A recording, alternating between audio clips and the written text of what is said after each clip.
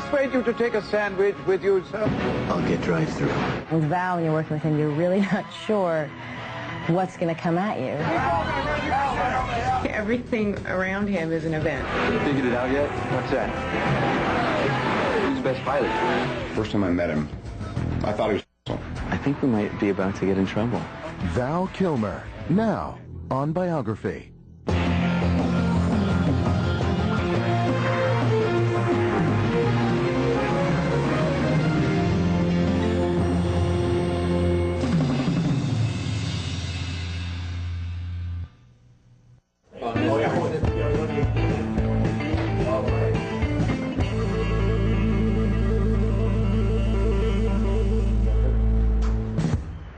Here at the Chateau Marmont, where in this very room I did a scene in the film. I hung off the balcony in the doors. That was this? Yeah, it was this room. We were pretending it was the room above us so we could have the advantage of the of lighting from the upstairs down, pretending this was the roof. But I was sitting on the edge of it. Oliver liked it whenever I would do the real thing. I didn't do any drugs, though. Not for lack of requesting repeatedly in production meetings. Don't you want to do heroin? No. No, I don't. Can you go to the balcony? Yeah, let's go to the balcony. I'll show you. In the scene on the balcony, I was facing the fact that the character could never really get there from here. Meaning,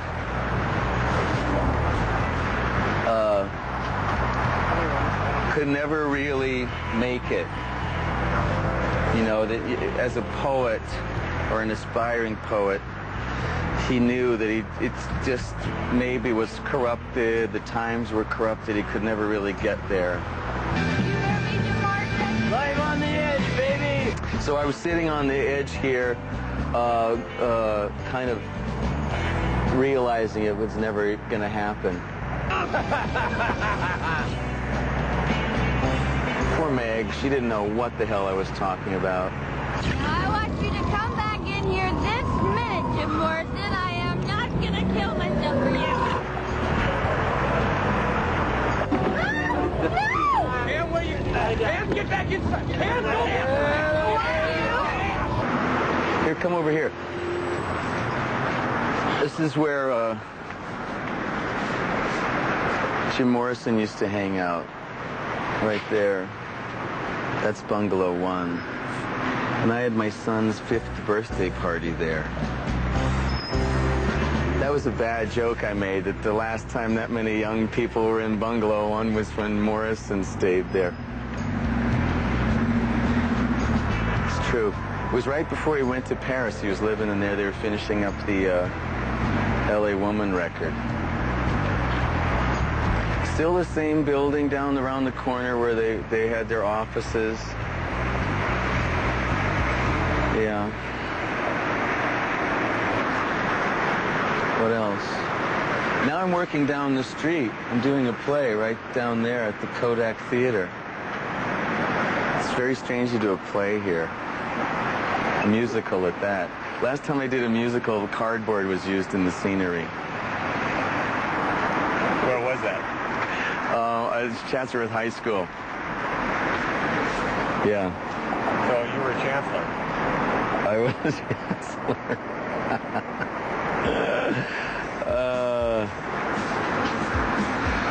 Well, I was never really a joiner. Since I loved the theater and I loved acting, but I sort of hung out with, not really with, I didn't eat lunch with the actors. And I surfed, but I didn't hang out with the surfers. And I played tennis, but I didn't hang out with the tennis players. I can't remember where I hung out. I was in love with Mare Winningham, though. She used to drive me home because I wasn't old enough to drive. I was also, I think, the shortest person ever to play basketball. I didn't start growing forever. Every year, like from 12 years old, my father said, "Don't worry, I didn't start growing till I was 13. And then 13 would come and go, I didn't start growing till I was 14. Dad, you said that last year. I didn't start growing until I was 16 because I'm pretty sure I was young for high school, but I entered high school, I was 4'11". No peach fuzz, no voice cracking, no armpit hair. These are my memories. I walked a lot in the Chatsworth Hills. I wrote a lot of poetry. Went to the Renaissance Fair. Yeah. You know, Sean Penn wrote somewhere where he used to hang out with these guys at Topanga, the Revettes. And he mentioned, or I knew of, there was one guy who would golf, and they would try to hit the guys from the valley. I was one of those guys. Yeah, because I thought it was funny to have a Val Surf decal. Val Surf was a valley surf shop. But if you had a Val Surf decal on your car, it was like stone key and rip the tires out of this vehicle to anyone who wasn't from there. Should we go somewhere else? Yeah, I feel like this is... We're kind of done here. Okay. I don't know if it would be better at the pool. We could try and see if we get busted or not. Yeah. Coming up, Val Kilmer makes his Hollywood debut. They waited till like the last week, after months of me playing guitar, and they said one day kind of casually, you know, it's funnier when you can't play. I said, what? And breaks through playing one of rock's legendary bad boys. He looked so much like Morrison, and his attitude was ironic like Morrison's.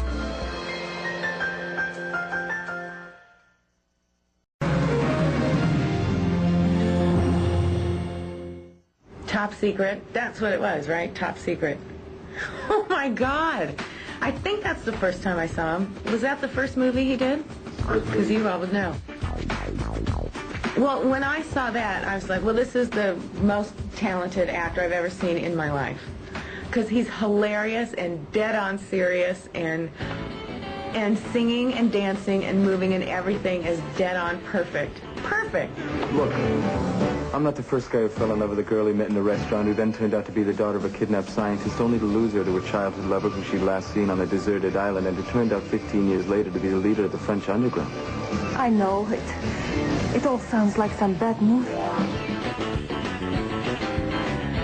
Charming. He's just very charming in it, and very goofy. Jerry Zucker and David, his brother, and Jim Abrams, and several other these guys that are in this first couple of movies, starting with Kentucky Fried Movie and Airplane. And they had a theater on Pico. I was addicted. We would go a couple of times a month, is my memory, for a while. But they were just hysterical, and most of those jokes got put into Airplane and all. So I just knew their thing, their style, backwards and forwards. So when I met them, I kind of did a whole homage to their stuff, which they liked. They were so brutal, though. Like, I learned to play the guitar. My fingers bled to make these guys happy and do all this. They waited till like the last week, after months of me playing guitar, and they said one day kind of casually, you know, it's funnier when you can't play. I said, what? They said, you know how like Elvis was just like, it's funnier. It's nice you knew them, but you learned the songs, that's nice, but we don't really want you to play. And they just did it just to see that look on my face, pain and disappointment. And then Real Genius. I can't go through an airport without somebody mentioning Real Genius. It made a lot of nerds happy. He is just hilarious, and in my favorite way hilarious. You know, it's not... Goofy's fine, but he's not goofy. He's, you know, just dead-on serious, hilarious. And, oh, God, no, I've been a huge fan since then. We lived all the way at the north end of the valley, at the end of the city limits, literally the end of the city in the valley. And that's where my father started. We started at the beach, and then he moved out there. He found a lovely old faux Tudor house across the way. I guess you can't say street because there was a valley in between us and Roy Rogers. And then he eventually bought his place. And Val lived in what was Roy Rogers' old ranch. That's where Val grew up. So there was a Dale Avenue and a Trigger Street. They lived across the street. She answered the door, her hair was in curlers, and I joked. I said, can Roy come out and play? She had a big southern accent that I hadn't seen on TV or heard. She said, I think he's busy right now, darling. I said, okay, and ran away. The reason that my company is called Trigger Street Productions is because Val lived on Trigger Street. When we were both maybe, I don't know, 15 or maybe a little younger, we dreamed about building a theater on Trigger Street. Yeah, we had an idea of doing outdoor theater sort of in the sense of play that they had going at the Renaissance Fair in the 70s. And it was going to, and I still have the napkins that we drew, the amphitheater. It was going to be the Trigger Street Theater, and we were going to do new plays, and we were going to do Shakespeare. And when it came time for me to name my company, I just remembered that time as being a time where anything seemed possible on Trigger Street. I just started asking around what the best school was. I don't know who I asked in Chatsworth, but someone knew. I think I was 16 when I auditioned, so I couldn't find any monologue to do, so I wrote one because I still sounded like a surfer. And well, I'll tell you the scam I built into it, because I just kept thinking, how do you do an audition? What is it? Because no matter what you do, you can't stop yourself from thinking, please like me and give me the part, or in this case, let me in. I don't know how I came up with this, but I wish I was still this clever. I turned it into the audition of the people that were watching. And I realized if I pretended to break character, that if I got someone to believe me, that then they would have to remember it. So at one point I looked up and I said, I'm sorry, can I start over?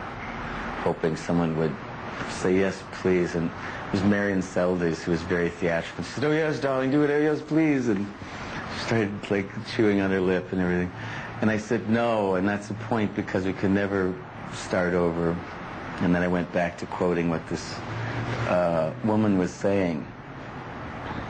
And so that was the first thing they asked me when we were done with the audition, is if that was part of the monologue. And so I was happy that my little scheme worked.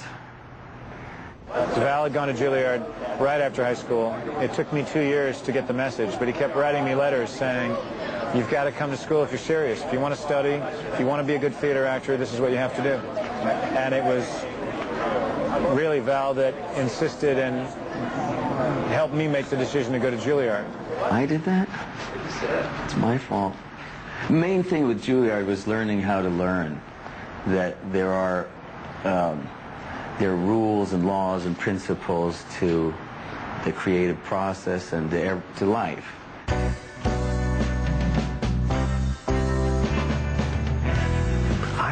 Just to preface it with the context, I remember Val in 1984, I believe it was, auditioning for Platoon as Sergeant Elias, and he came in and he did one of the strangest auditions I've ever seen in my life. And he came in basically without a word, and he laid down on the table, and he was already a fairly known actor, and he did this weird kind of Indian ghost shaman act of Elias, and it was very bizarre to say the least. It just didn't fit the script, but it was so outspoken that I was stunned, and that was my first impression of him. And then I called him for the Doors, and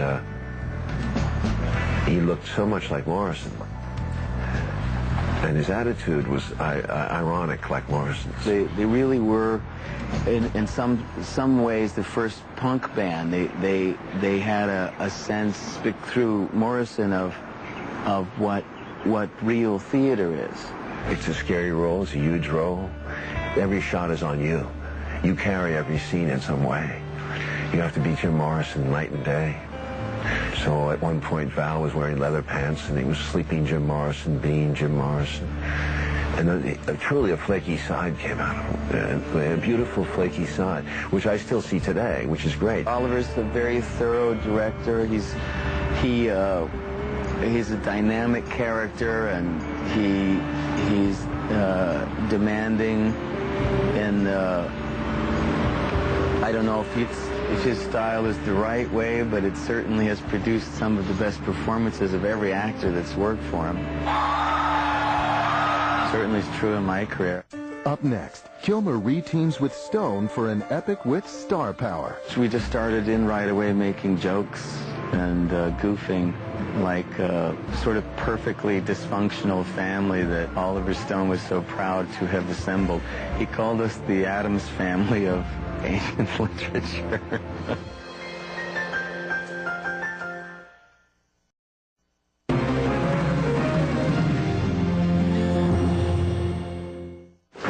Would you have a key?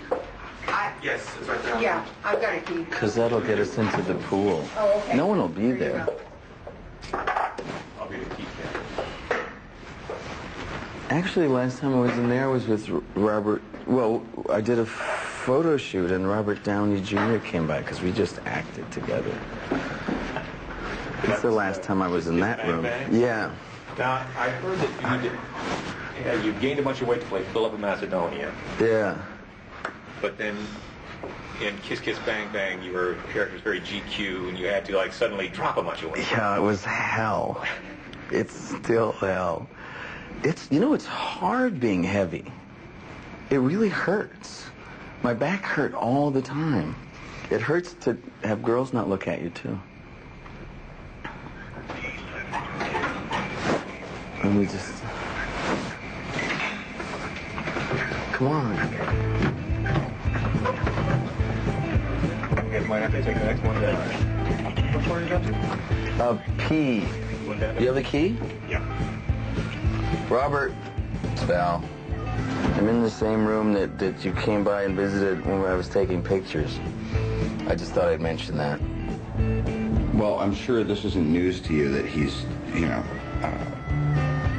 chronically eccentric.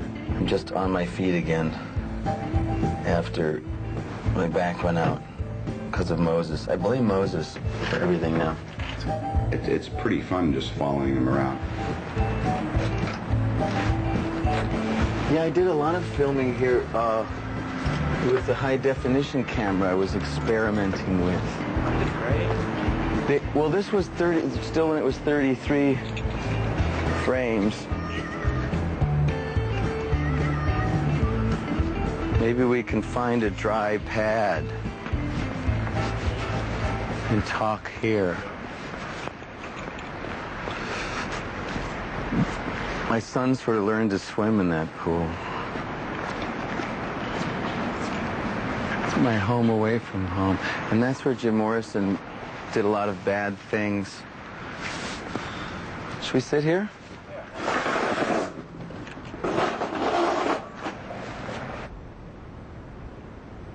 I never really had to pay dues like most actors, and I had a strange combination of desire that was like paying dues. I was never satisfied with, I never pursued monetary success or financial success or sort of fame. Well, it used to be called having a life, you know?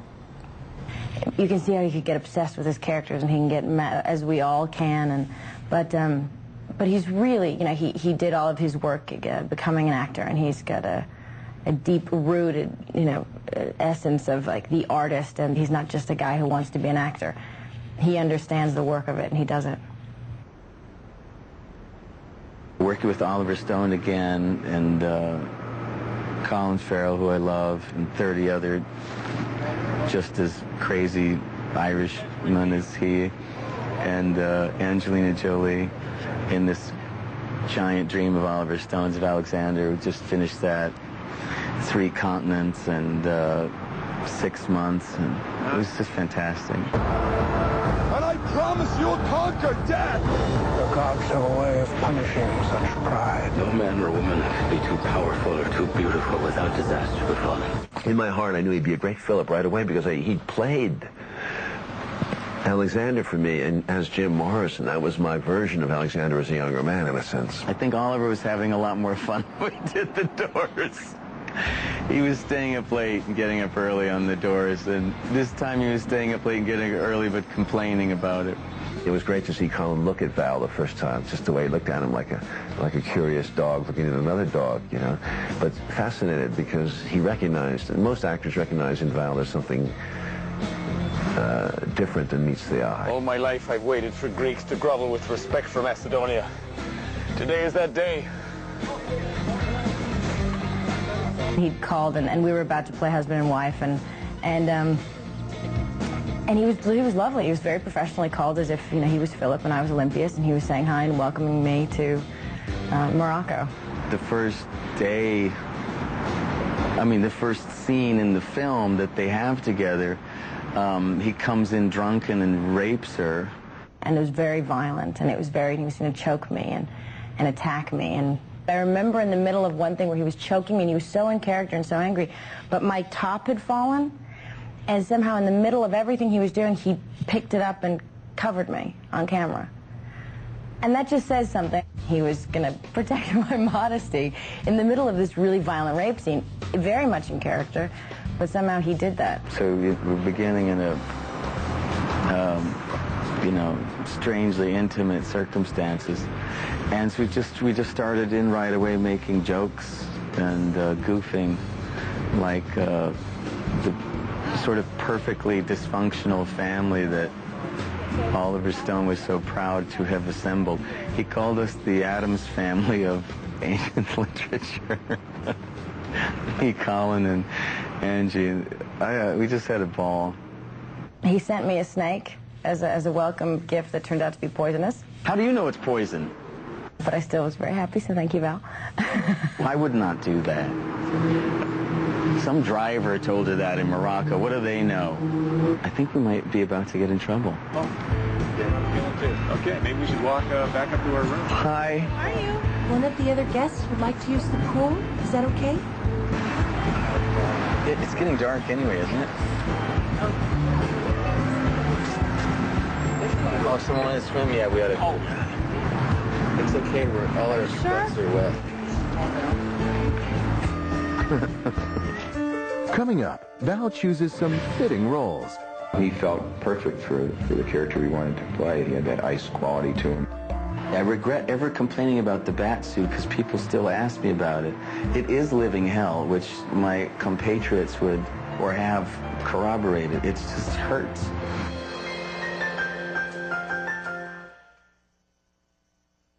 Who's the next superstar to slip into superhero spandex? Jerry O'Connell, Catherine Zeta-Jones, Taye Diggs, or The Rock?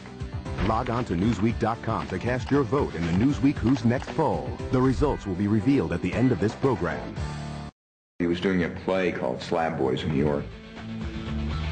The casting director at the time said, "You got to meet this young actor. He's quite the rage. He's very handsome, and his performances were excellent. And he was on the come at the time. So we brought him in. We interviewed him. He felt perfect for the character he wanted to play. He had that ice quality to him." Figured it out yet? What's that?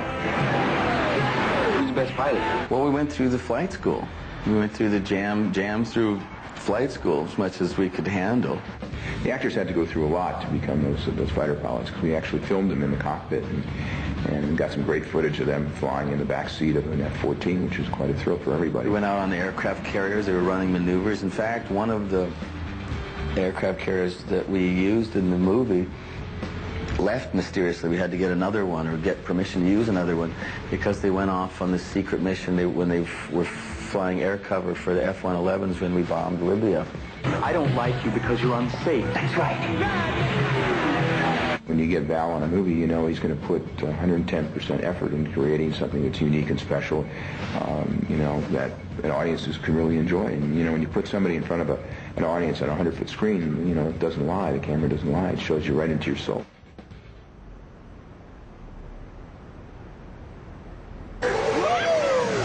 Yeah, Willow was a lot of fun. I met my wife there because I met her and just fell in love. I spent every day for 6 months trying to get her to date me, and she wouldn't do it. I'd buy tickets to whatever play I'd overhear her saying she liked, and then I'd mention, Tuesday, Wednesday, and Thursday that I had tickets, and then Friday she'd say, "Oh, I'm sorry, I'm busy." She was awful. But I'd seen her in a play called The Genius. I was too shy to meet her, so I'd watch her leave the theater and go over to the pub and follow her like a stalker. I was a junior stalker. I told her the story, too, and she didn't believe me, but I told her what she used to wear, so then she believed. He's also a hell of a good father, and he really loves his children and he cares about them. First and foremost in his life are his kids, are Mercedes and Jack. You know, it's great. I love being a dad. The essence of him is the way he is with his kids. He's a real sweetheart. When I saw him as a father. I really honestly don't know how dedicated a parent I would be if they weren't so cool. They're just more interesting than most people. I have no more friends anymore. They call me and say, "Hi, is Mercedes there?" And they take her out instead, and people come over and play with my son instead of me. I lived the hardest life. I remember the first time my daughter was upset that I was famous. She came in very upset one day. She was quite small, but my son was just, 2 or 2.5. Said, "Jack doesn't believe you're Batman. He thinks he's Batman." And I keep telling him he's really upsetting me. I said, I don't know what to say. She said, "Well, prove it." I said, "Well, if he thinks he's Batman, what can I do?" And she said, "Well, show him the movie." So I went out and rented the movie.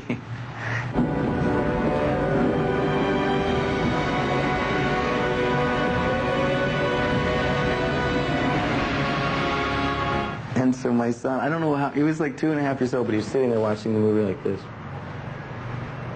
Like, okay, there you are pretending to be Batman, but I'm Batman. Used to have the little PJs with the cape on it and all.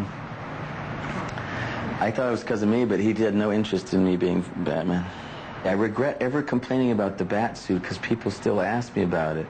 It is living hell, which my compatriots would or have corroborated. It just hurts. It's like being old because you can't hear, you can't see, no one talks to you, you can't stand up on your own, you fall over for no reason. I mean, it's all things. I know what it's like to be 88 because I've been in the bat suit. I mean, I would love to see Val lead a movie because he's certainly capable of it, and if you surround him with good, solid actors and a good story, he can do it, for sure. Whether that's his intention and makes him happy, I don't know that it would. The Saint didn't make him happy. Batman didn't make him happy. Big money was at stake. He was in pain. He was in misery. So when he's doing what he loves, which is acting, which is playing, he loves to play, Val. He's a child, and as many of us are at heart. You'd think that someone who's had as long and illustrious a career as him would have to be a pretty manipulative guy. And I think he's really childlike in his aspirations and his beliefs. And I think that's something really intangible about him, and something that's probably protected him in a way that's good, He likes to play still. He wants to play on Earth. And that's what he loves, when he can get behind a role and chew on it. Oliver Stone is concerned about everyone and everywhere, or at least interested. I don't know if he's concerned about everyone, but he'll know if something's gone on with the driver. He'll know somebody's personal drama with the catering. He's just always got his ears open. He's almost a little clairvoyant. He's always a little scary. Because he'll mention something that I haven't mentioned to him. He just does it on purpose. I don't know. He's got good spies. They're everywhere. Who sent you? Have you seen ID from him? Maybe he's not with us. He does seem to have magical powers. Up next, Kilmer takes on a role of mammoth proportions. It was very tiring pretending to be John Holmes, but it was very gratifying. What is your favorite Val Kilmer film? Visit biography.com and take our quick poll.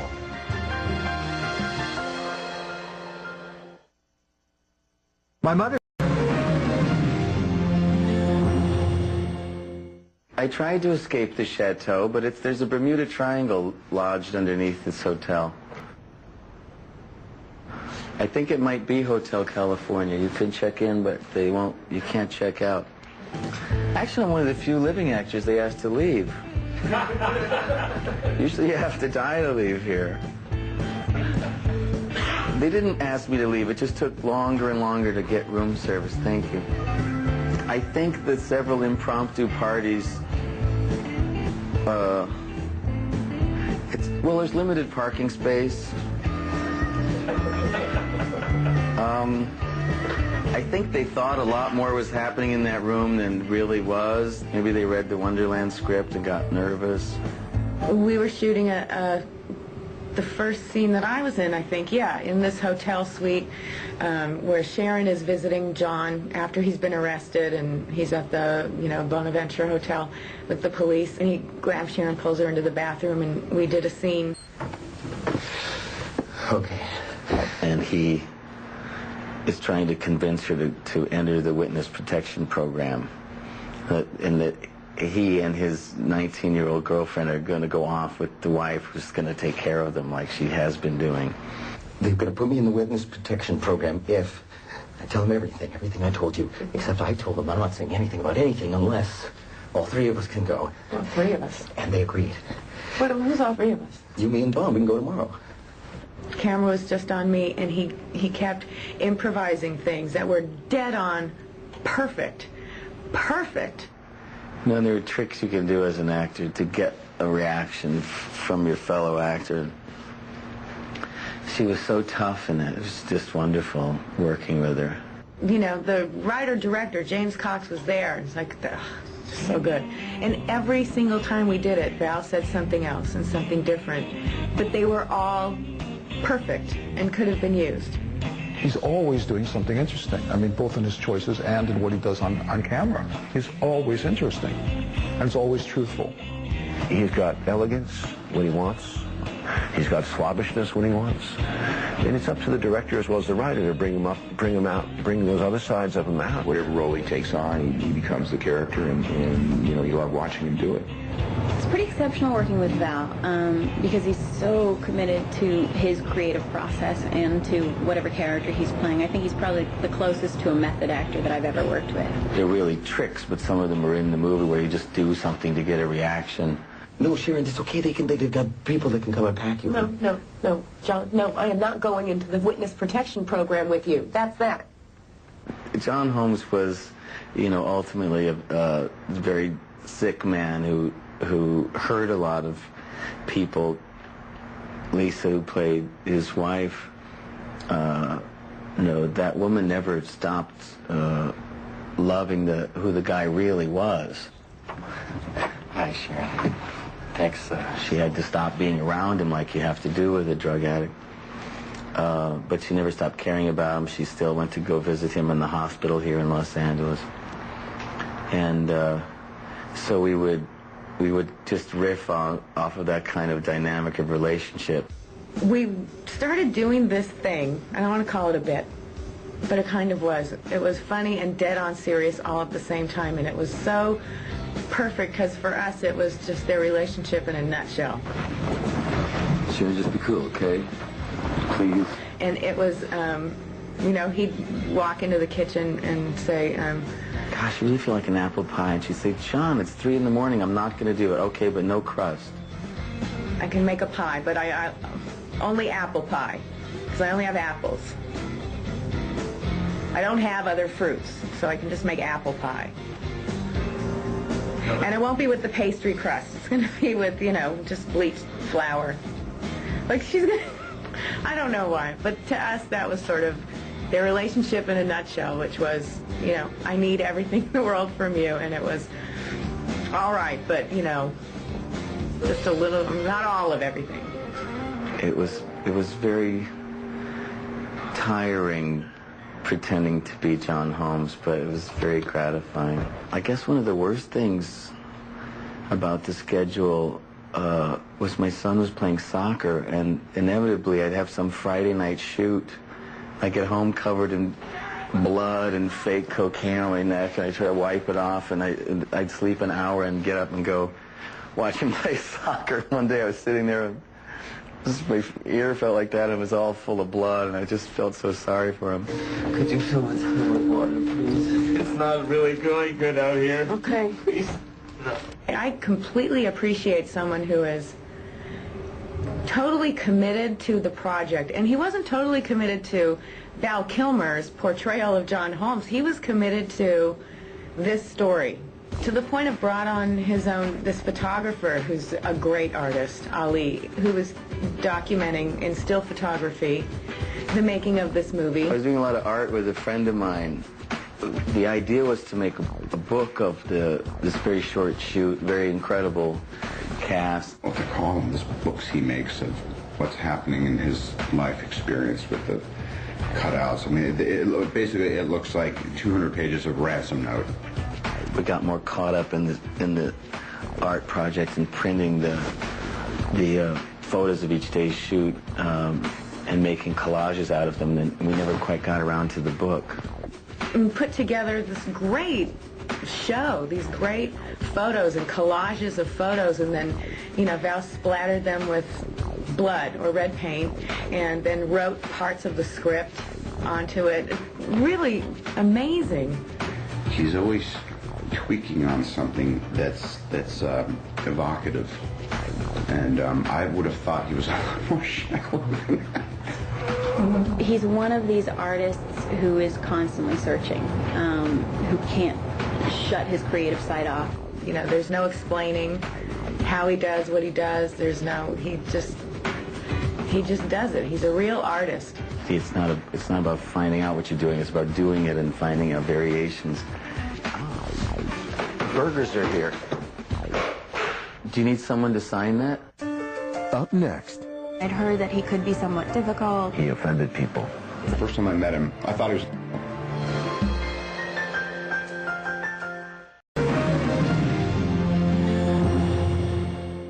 Well, my father grew up on Indian land in the mountains of New Mexico, so he gave me an appetite for that, a sense of wilderness that when you read the classics, and I just, at a very early age, loved poetry. That's sort of in the family tree. Joyce Kilmer writing one of the most famous poems about trees. Often the wilderness of nature gets likened to what is maybe a sense of freedom and purity that I don't find as many examples of in human creations. I love New York City, I love Paris, and they're nice buildings, but I just feel most myself in nature.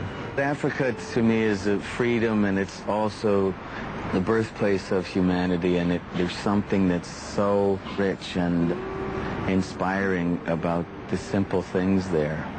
There's a kind of respect for the land that here it is the birthplace of humanity, and still the place on earth with the most wildlife.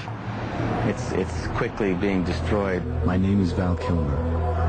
Southern Africa lives in my heart. I've made many journeys here and developed a deep respect for the people, the wildlife, and the landscape. If you're interested in wildlife, go see it before it's gone. It won't be there by the time my kids graduate college.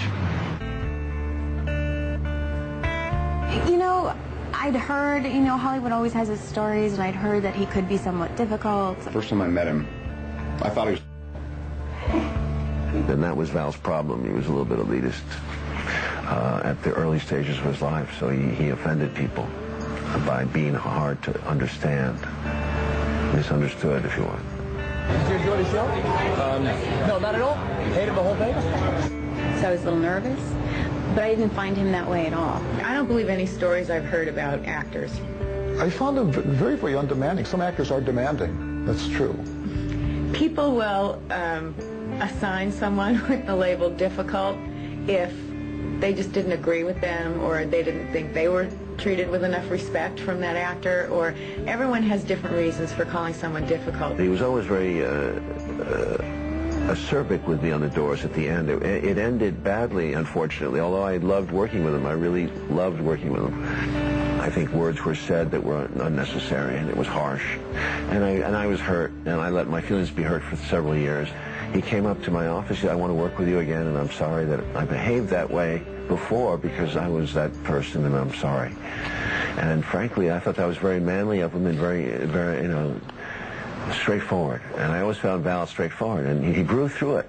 I think he's forever struggling to try to avert, like, here it goes again, here's that thing, you're the difficult guy.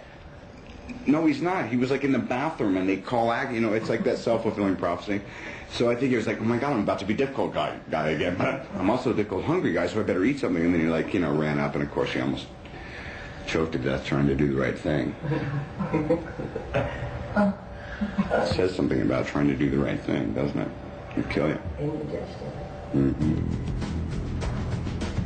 He's not what you see on the surface at all. But Val is a puzzle inside a mystery wrapped in an enigma, if you know. Val's interesting. Whether it is his children or the films he does or his photography or the writing or his artwork, he's very hard on himself, and he's very hardworking. I think Val, you know, has the career that he set out to do. He wanted to be considered a consummate actor, and that's what he is. I mean, he is a very strong force in his profession. I think he is one of the great actors. I've seen him do work on stage that other people haven't seen him do. What Val has as an actor is something that the really, really great actors have, is they make everything sound like an improvisation. Often he'll burst out with the most insane non sequitur, and you don't understand what he's saying, but in fact it's quite on the money, and you have to listen to what he says. My mistake, if any, indoors was not listening to him all the time. Not that he was always right, and sometimes it's convoluted, but you have to listen to him because he's an intelligent man. He sees deeply with great, I think, psychological and also spiritual insight. He sees into things, situations. He sees their purpose. He's an advanced human being, in my opinion. I've just always been able to get something out of acting, and very often, sometimes not, it's come along where the job has just really helped me at that time in my life. It's always the most interesting performances when the private life of an actor comes together with the job, and I've been very lucky to play some really good jobs with some really good people. And I'm just really having the ball. He's a deep guy, and I think he's, you know, I think he's a very sensitive and very spiritual person. I think that's a struggle. I think it's a struggle, you know, particularly when you're in one of the most vapid, innocuous, and evil industries on earth. He's very driven. By what? I don't know, but he's driven. I sure don't feel driven. I feel sort of the opposite. I'm not lazy. I'm just,